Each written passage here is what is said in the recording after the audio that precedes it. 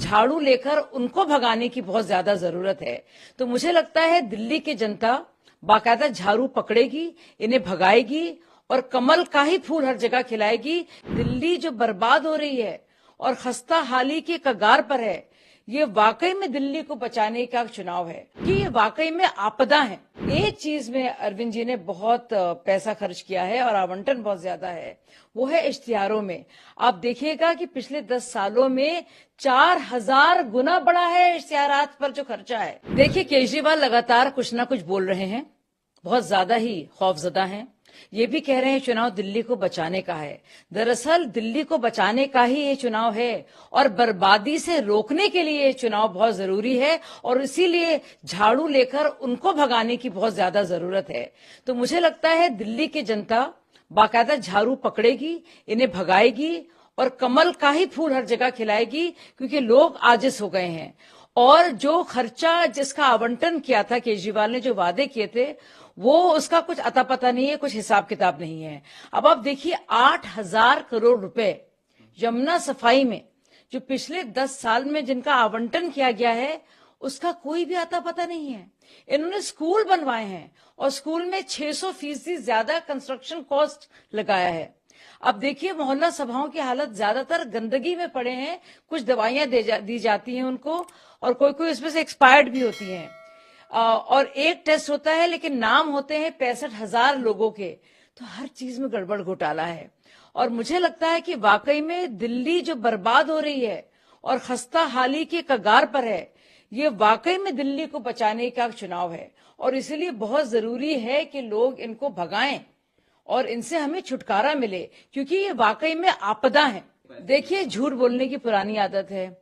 खुद केजरीवाल बात करते थे यूपीए 2 की, अन्ना हजारे आंदोलन जब था और शुरुआती दौर में, और कहते थे किस तरह से एनपीएस बढ़े हैं, किस आधार पर लोन दिए गए हैं। तो देखिए, लोन वेव करना और लोन राइट ऑफ करना, किताबों को रिजॉल्व करना अलग चीजें हैं।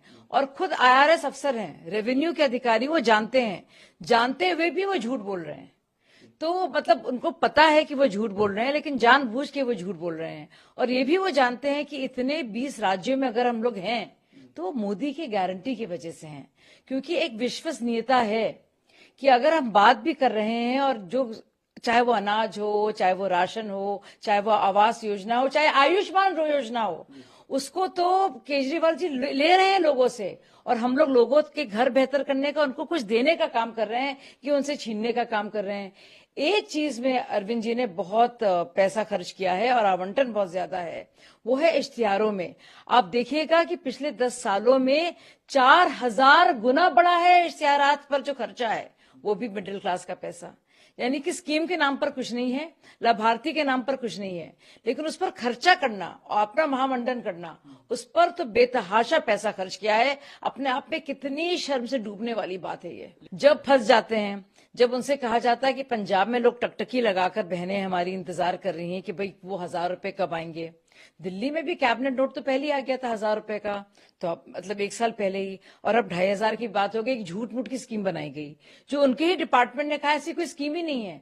जब सरकारी योजना होती है उसका एक प्रारूप होता है, एक तरीके से वो बनाई जा, लेकिन आप बस फर्जीवाड़ा कर रहे हैं, डेटा इकट्ठा कर रहे हैं, लोगों से साइन करा रहे हैं। कौन करता है ऐसा? वो भी ऐसा इंसान जो बाकायदा सीएम पोजीशन में रहा है, अब तो खुद ही अपनी सीएम को वो काम चलाओ कहते हैं। तो केजरीवाल जी कितना झूठ बोलते हैं। महाराष्ट्र में सब जानते हैं कि लोग कितने खुश हैं इस नीति से, और उसके चलते ही कितना वहां के सरकार को दुआएं मिल रही हैं कि उन्होंने बच्चियों का, बेटियों का, माओ का कितना ख्याल रखा है। और वही केजरीवाल जी हैं।